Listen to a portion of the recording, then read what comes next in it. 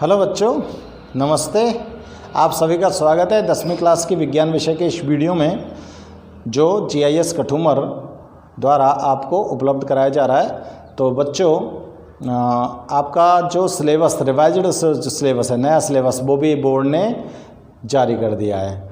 लेकिन विज्ञान विषय के सिलेबस के बारे में आपको जो हमारे MD हैं श्रीमान मनोज चौधरी, उन्होंने जो वीडियो आपको जारी किया था 10th क्लास साइंस के सिलेबस के लिए, वो वीडियो के अंदर जो सिलेबस बताया गया था वो सेम टू सेम वही सिलेबस है जो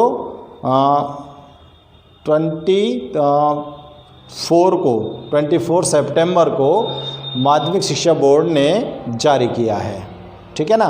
तो आपके पास सिलेबस, मुझे उम्मीद है कि सबने वो सिलेबस वाला वीडियो देख लिया होगा और आपको पता भी लग गया होगा कि उस सिलेबस में किस किस को हटाया गया था, क्या क्या रखा गया है।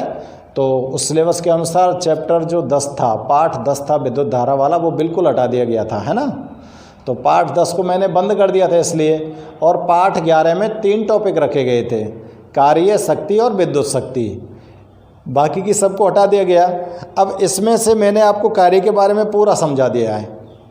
कार्य किस तरह का होता है, कैसे हो सकता है, उसका सूत्र आप कैसे निकाल सकते हो, है ना। और आज उसका जो दूसरा टॉपिक है शक्ति वाला, उस शक्ति वाले टॉपिक को हम समझते हैं, है ना। तो देखो शक्ति क्या होती है। तो देखो बेटा, मैं 2 पॉइंट बना रहा हूँ, A और B। यहाँ से एक व्यक्ति चलना स्टार्ट होता है, ठीक है ना। A पॉइंट से व्यक्ति चलना शुरू कर रहा है और उसको कहाँ पर पहुँचना है, B पॉइंट पर पहुँचना है। अब एक आदमी तो पैदल चल चल के जाए, तो मान लेते हैं उसको कितने में लगे, 10 मिनट लगे, ठीक है ना। अब एक आदमी तो पैदल गया, उसको तो पैदल में तो लगे 10 मिनट। अब दूसरा व्यक्ति जो है वो थोड़ा सा तेज तेज चल के जाए, हैं, तेज तेज चल के जाए, तेज तेज चल के जा रहा है, तो उसको मानने लगते हैं 7 मिनट तेज चलने पर। समझना मेरी बात को। और अब तीसरा व्यक्ति क्या करता है कि वो स्पीड से दौड़ करके जाता है, रेस लगा के जाता है ना। जो दौड़ करके जाता है तो वो पहुंच जाता है 4 मिनट में ही।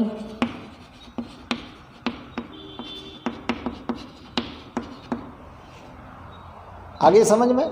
तो इन तीनों आदमियों की जो कंडीशन हम देखें और चेक करें तो हम पता लगेगा कि भाई यह आदमी तो पहुंचने में 10 मिनट लगे, यानी कि तो कमज़ोर सो या पर तेज़ चले हुए ना जाए।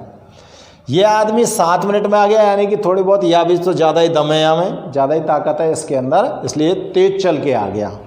और ये व्यक्ति जो था, इसके ये सबसे ज़्यादा ताकतवर है, ये सबसे ज़्यादा ताकतवर है, तो ये दौड़ के आ गया। तो बताओ शक्ति कौन में सबसे ज़्यादा है और कौन की सबसे कम है। तो याकेटिंग शक्ति सबसे ज़्यादा है और इसके पास शक्ति सबसे कम है, ठीक है ना। तो यही शक्ति हम पढ़ने वाले हैं। टॉपिक पे पहुंच गए हमारे पे। तो हम जो कार्य कर रहे हैं, हमारी कार्य करने की जो दर है वो कितनी है, यानी कि हम जो काम करते हैं, ये कार्य तो हो गया भाई, यहाँ से आप एक बिंदु से लेकर दूसरे बिंदु तक पहुँचे, यानी कि विस्थापन हुआ है। और ये कार्य वाले पोर्शन में मैंने आपको बताया था कि बिना विस्थापन के कोई ये कार्य संपन्न नहीं होता है, बताया था ना। तो यहाँ पर विस्थापन तो हुआ है, और विस्थापन हुआ है तो कार्य भी हुआ है। तो इन तीनों व्यक्तियों के द्वारा कार्य किया गया है। तो इन तीनों व्यक्तियों के द्वारा जो कार्य करने की दर है, दर का मतलब कितना टाइम लिया है इन लोगों ने इस काम को पूरा करने में।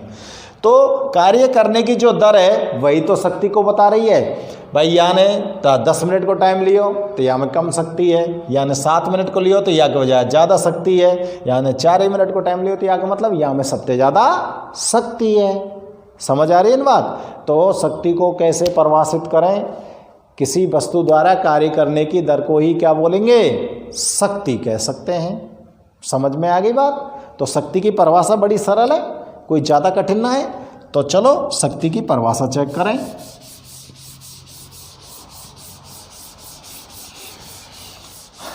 नोट करते हैं हम परिभाषा को भैया। लिखो, शक्ति की हेडिंग डाल दो सब। शक्ति क्या होती है, ठीक है ना। तो देखो लिखेंगे, किसी वस्तु द्वारा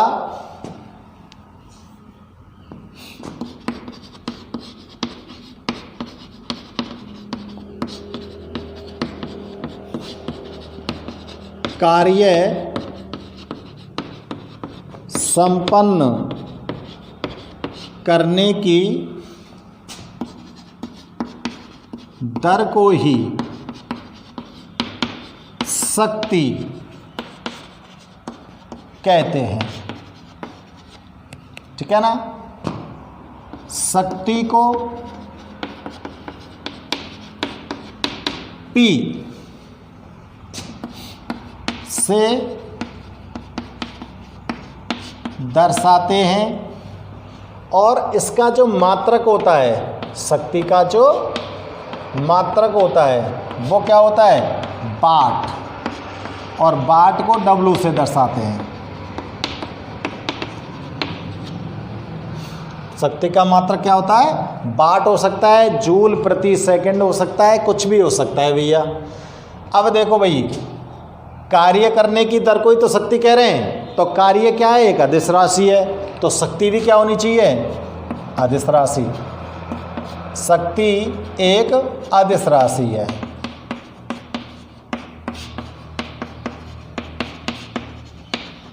शक्ति भी कैसी राशि है भैया, एक अदिश राशि है, ठीक है ना। अब देखो भाई साहब, हम अगर शक्ति को सूत्र निकाल के लाएं तो देखो कैसे निकाल के आएं।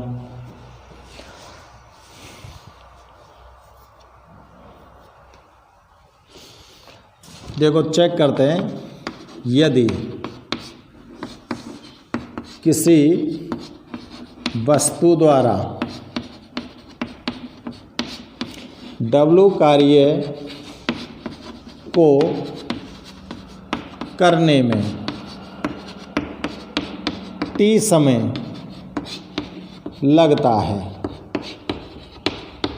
कोई वस्तु है, वो W कार्य कर रही है और उसको टाइम कितना लग रहा है, T समय लग रहा है ना, लगता है, तो शक्ति बराबर क्या हो जाएगा, कार्य बटे समय। यानी कि P बराबर क्या हो गया भैया, W बटे T। समझ में आ गई बात। अब देखो, आप लोगों को पता है कि कार्य जो होता है वो क्या होता है, कार्य किसको बोलते हैं बताओ। चूंकि किया गया जो कार्य होता है, कार्य W बराबर क्या होता है, बल गुणा विस्थापन, जिसको आप लिख सकते हो W बराबर Fs, लिख सकते हो ना। तो अगर मैं यहाँ W की जगह पे Fs लिख दूँ तो कोई दिक्कत नहीं है, या P बराबर Fs बटे T। अब बताओ S का है विस्थापन, S क्या चीज़ है बताओ भैया, विस्थापन। और विस्थापन क्या होता है भाई, प्रति सेकंड जो दूरी तय की जाती है वही तो विस्थापन होता है। प्रति सेकंड जो दूरी तय की जाती है वस्तु के द्वारा वो उसका विस्थापन होता है, ठीक है ना। चूंकि विस्थापन S बराबर क्या होता है बताओ, विस्थापन क्या होता है, प्रति समय या प्रति सेकंड तय की गई दूरी, और पर सेकंड तय की गई दूरी को हम क्या बोल सकते हैं, वेग। क्या बोल सकते हैं भाई, वेग। या क्या लिख सकता हूं मैं, वेग बराबर S बटे T। भाई प्रति सेकंड तय की गई दूरी क्या हो गई, विस्थापन। एक सेकंड में जितनी दूरी तय करेगा वही तो विस्थापन है भाई, एक बिंदु से और दूसरे बिंदु तक जाएगा। तो प्रति सेकंड तय की गई दूरी क्या होता है, वस्तु का वेग होता है ना। प्रति सेकंड तय की गई दूरी वस्तु का क्या होता है, वेग होता है। तो अब देखो यहाँ पर चेक करो भाई, अगर हम S बटे T, अब देखो यहाँ पर देखो, इसको समीकरण नंबर 1 डाल दूँ मैं और इसको समीकरण नंबर 2 डाल दूँ। तो देखो समीकरण 1 और 2 की तुलना करो। समीकरण 1 से, समीकरण 1 से क्या आएगा? समीकरण 1 है P बराबर FS बटे T। समझ में आ रही बात? या मैं ऐसे लिख सकूँ ना, F इंटू S बटे T लिख सकता हूँ, कोई दिक्कत थोड़ी है। अब अगर S बटे T की जगह पे मैं क्या लिख दूँ? समीकरण नंबर 2 ते V को मान लिख दूँ। समीकरण 2 से S बटे T का मान रखने पर तो क्या है जाएगा सूत्र? P बराबर एफ बी है जाएगा, नहीं है जाएगा? अरे P बराबर एफ बी है जाएगा ना, S बटे T की जगह पे क्या आ जाएगा?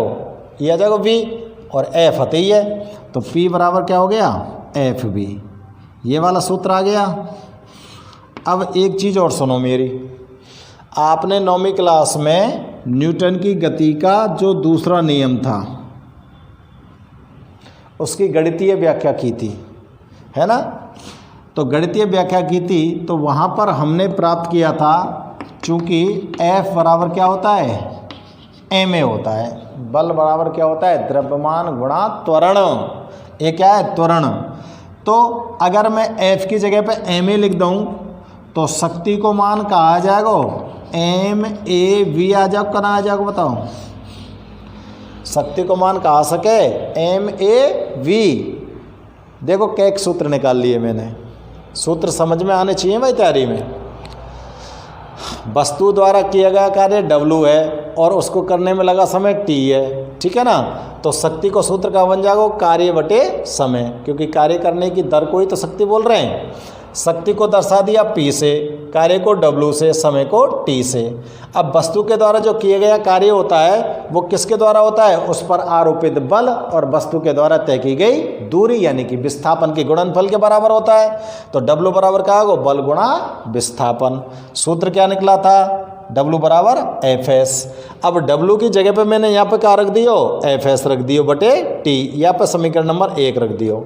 अब देखो बेटा, विस्थापन जो होता है वो प्रति समय तय की गई दूरी होती है ना? तो विस्थापन को हम लिख सकते हैं कैसे? S बटे T, और S बटे T यहाँ लिखो वस्तु द्वारा तय की गई दूरी।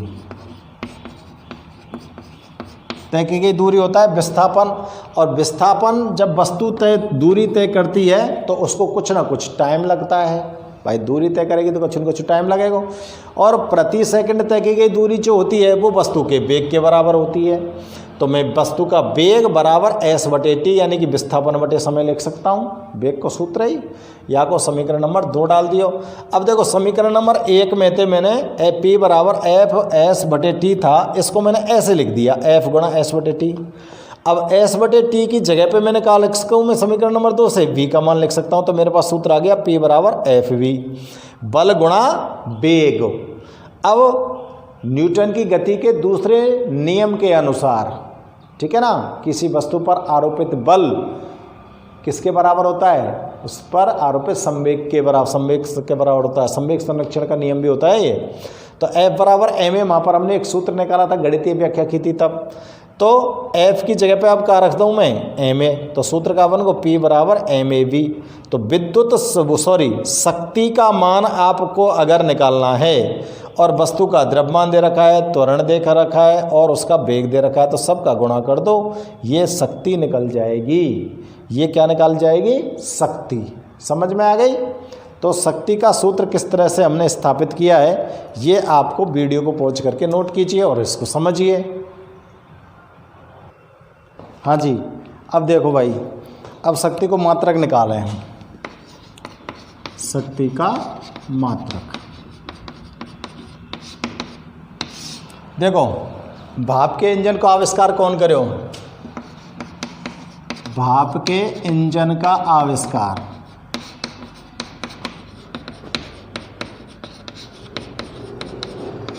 कौन करो? जेम्स वाट ने करो, जेम्स वाट। और भाप के इंजन में जो ताकत ही ना, जो शक्ति वाई के हिसाब से जेम्स वाट के सम्मान में शक्ति का मात्रक क्या रख लिया? वाट, जिसको W से दर्शाओगे। समझ में आ रही बात? और देखो यार एक मात्रक और है, यानी कि वाट बराबर क्या होता है? देखो वाट बराबर होता है जूल बटे सेकंड। वाट बराबर क्या होगा? जूल बटे सेकंड। तो मैं लिख सकूं W बराबर J बटे S, और या इसको कैसे लिख सकते हैं? JS minus 1 joule second inverse बोल सकते हैं इसको, है ना? ऐसे लिखी जाएगी। अब देखो शक्ति को एक मात्रक और है, शक्ति का अन्य मात्रक अश्व शक्ति। और अश्व शक्ति कहते हम हॉर्स पावर थे। अश्व शक्ति कहते के हॉर्स पावर थे, है ना? हॉर्स पावर सुनी होगी ना? हॉर्स पावर जाते शॉर्ट में बोले HP। हॉर्स पावर क्या बोले शॉर्ट में? HP। तो देखो एक अश्व शक्ति में, एक जो अश्व शक्ति होती है उसके अंदर कितने वाट होते हैं? 746 वाट होते हैं। एक अश्व शक्ति में कितने वाट हैं भैया? 746 वाट। तो ये तो है गई भाई साहब शक्ति की बात, ठीक है? कई की बात है गई? शक्ति की बात है गई। अब देखो शक्ति की बात है या चेक करके हम, और या को एक आध सवाल करके देखें हम, देख हम पे आ जाएगा। भाई यार नोट कर लीजिए, तुम नोट करो यार, वीडियो पहुंच करके मैं मिटाऊं। और या को एक आध प्रश्न का हल करके देखें हम, है ना? तो देखो एक 60 किलोग्राम का व्यक्ति 30 सेकंड में 5 मीटर ऊंचाई तक जाता है।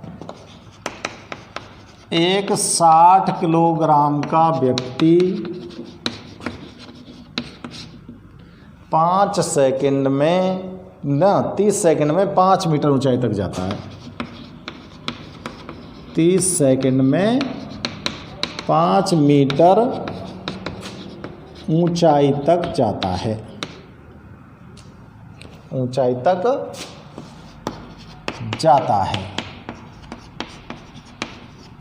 ठीक है ना? जाता है। व्यक्ति द्वारा उपयोग में ली गई शक्ति ज्ञात करो। व्यक्ति द्वारा उपयोग में ली गई शक्ति को ज्ञात करो।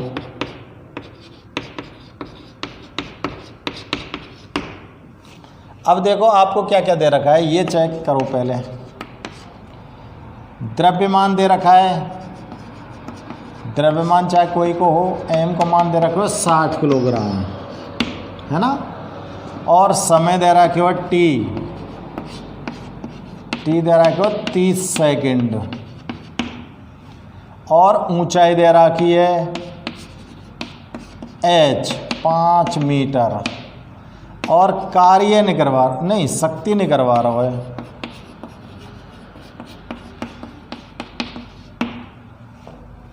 ठीक है भाई, शक्ति तो नहीं करवा रहा है। तो देखो बेटा, चूंकि हम जानते हैं कि शक्ति P बराबर क्या होता है? W बटे T। अब देखो मेरी बात है, ध्यान से सुनो बेटा। यहाँ पर कार्य हो रहा है, लेकिन कार्य कहाँ हो रहा है? 60 किलोग्राम का व्यक्ति है, 30 सेकंड में 5 मीटर की ऊंचाई पे चढ़ रहा है ना? यानी कि आप नीचे से कहाँ जा रहे हो? ऊपर जा रहे हो।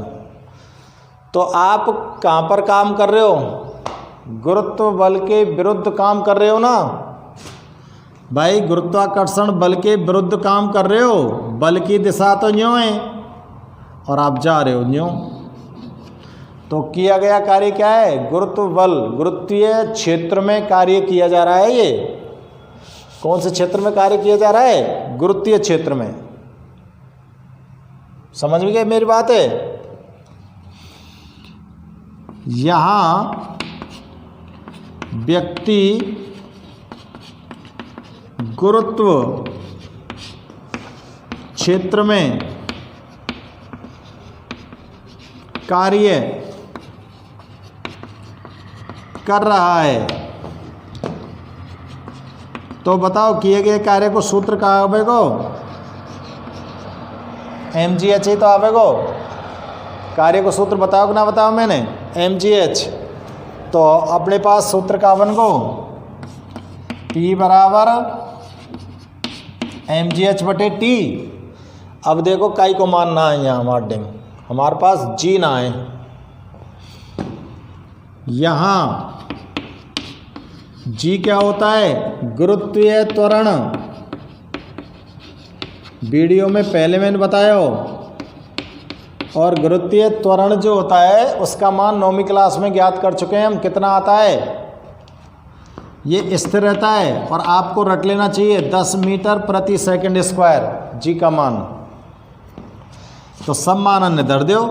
M कितने के 60, G कितने के 10, H कितने के 5 और T कितने के 30। शक्ति आ जाएगी 30 दूनी 60, कितना आया? 100 वाट आ गई। तो जो 5 मीटर की ऊंचाई पर चढ़ रहा आदमी बामें कितने शक्ति है? 100 वाट की है। तो हम यहाँ लिख सकते हैं अतः व्यक्ति द्वारा उपयोग की गई शक्ति 100 वाट है। भाई बा ऊंचाई पर चढ़वे को बा आदमी ने कितने शक्ति उपयोग में करी? 100 वाट की शक्ति। ठीक है, सवाल समझ में आ रहा होगा। चलो एक और चेक करके देखो। देखो एक 30 किलोग्राम की वस्तु को 2 मीटर उठाने में 1 मिनट का समय लगता है। 30 किलोग्राम की वस्तु को 2 मीटर ऊपर उठाने में 1 मिनट का समय लगता है।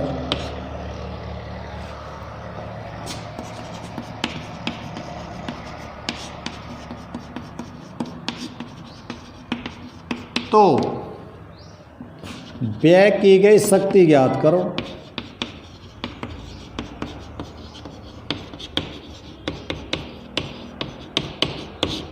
कितनी शक्ति खर्च करी गई? अब देखो बेटा क्या दिया है आपके लिए। द्रव्यमान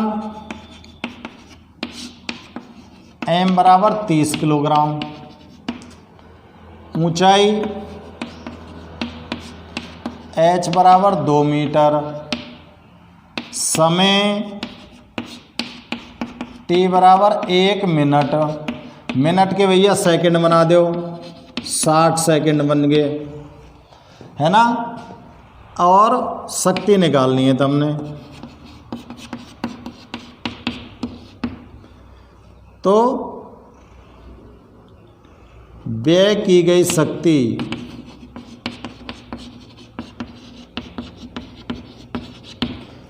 P बराबर क्या हो जाएगा? W/T। अब देखो वस्तु वही है, नीचे तो उठा के ऊपर को ले जा रहे हैं, तो गुरुत्व क्षेत्र में कार्य किया जा रहा है ना। तो W बराबर क्या लेंगे आप लोग? mgh। तो सूत्र बन जाएगा mgh/T। क्या बन गया? mgh/T। ठीक है ना। तो दोबारा ते चेक करेंगे। mgh/T मान रख दो भाई। जी को पता ही है तुमने 10 मीटर पर सेकंड स्क्वायर है। जी को मान कितने का? 10 मीटर पर सेकंड स्क्वायर है। ठीक है ना। तो मान रख दो भैया, मान रख के निकाल दो। P बराबर कितने